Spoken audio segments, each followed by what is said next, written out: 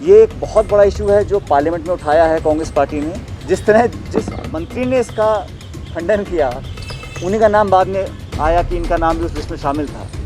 कौन लोग, कौन सी सरकार, कौन व्यक्ति इसके लिए जिम्मेदार थे, और बहुत सारे खुलासे होंगे जब हम इसकी परत, उसकी तह तक पहुँचेंगे। राहुल गांधी जी का नाम आया और नेताओं के नाम आए, तो ये बात अब बहुत आगे बढ़ चुकी है। एक विदेशी कंपनी के माध्यम से और फ्रांस की एक एजेंसी ने खबर दुनिया भर में प्रचारित करी है कि बहुत से लोगों का सॉफ्टवेयर मैलवेयर यूज़ कर इलीगल तरीके से खबरों को लिया गया है।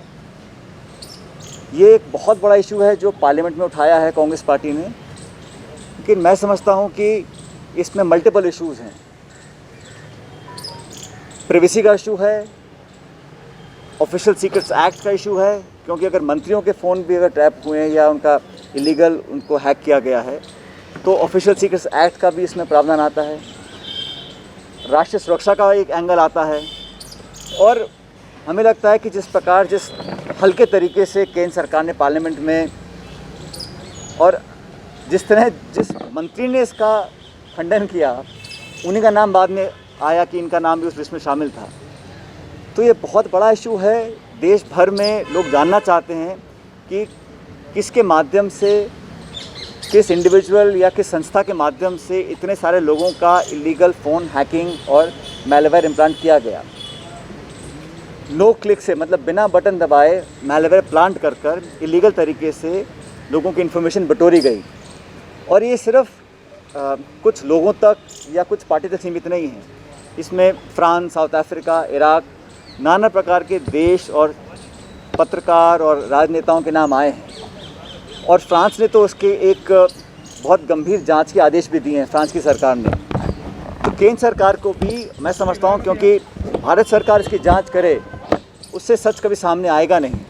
इसलिए हमारी पार्टी की भी डिमांड रही है कि ये सुप्रीम कोर्ट के लेवल के जजेस के अंतर्गत जांच को समयबद्ध तरीके से इसकी पूरी जांच की जाए, और ये स्पष्ट होना चाहिए कि कैसे, किस प्रकार से इतना बड़ा सनसनीखेज जो खुलासा हुआ है उसकी तह तक पहुंचना पड़ेगा। कौन लोग, कौन सी सरकार, कौन व्यक्ति इसके लिए ज़िम्मेदार थे, और जवाबदेही तय करने के लिए तुरंत प्रभाव से निष्पक्ष जांच होनी चाहिए। चाहे वो जॉइंट पार्लियामेंट्री कमेटी हो, चाहे वो सुप्रीम कोर्ट के संरक्षण में कोई ऐसी जांच की जाए ताकि सच्चाई सामने आए।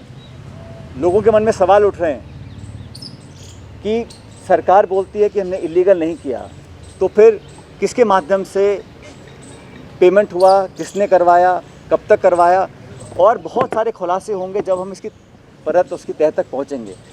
तो हमारी सबकी ये मांग रही है कांग्रेस पार्टी की, और इसको लेकर पूरे देश भर में, क्योंकि ये जब राहुल गांधी जी का नाम आया और नेताओं के नाम आए, तो ये बात अब बहुत आगे बढ़ चुकी है। और इस प्रकार में अगर लोगों की प्राइवेसी को, उसका हनन होगा, संवैधानिक परंपराओं का हनन होगा, लोकतंत्र को अंडरमाइन करने की कोशिश की जाएगी, इससे सब देशवासी बड़े विचलित हैं, आहत हैं। तो कांग्रेस पार्टी पूरे देश भर में इसको लेकर जन आंदोलन करेगी। जैसा कि आप जानते हैं कि हर प्रदेश में राजभवन का घेराव हो रहा है। कल प्रदेश अध्यक्ष जी के नेतृत्व में जयपुर में हम लोग करेंगे, समूचे देश में होगा।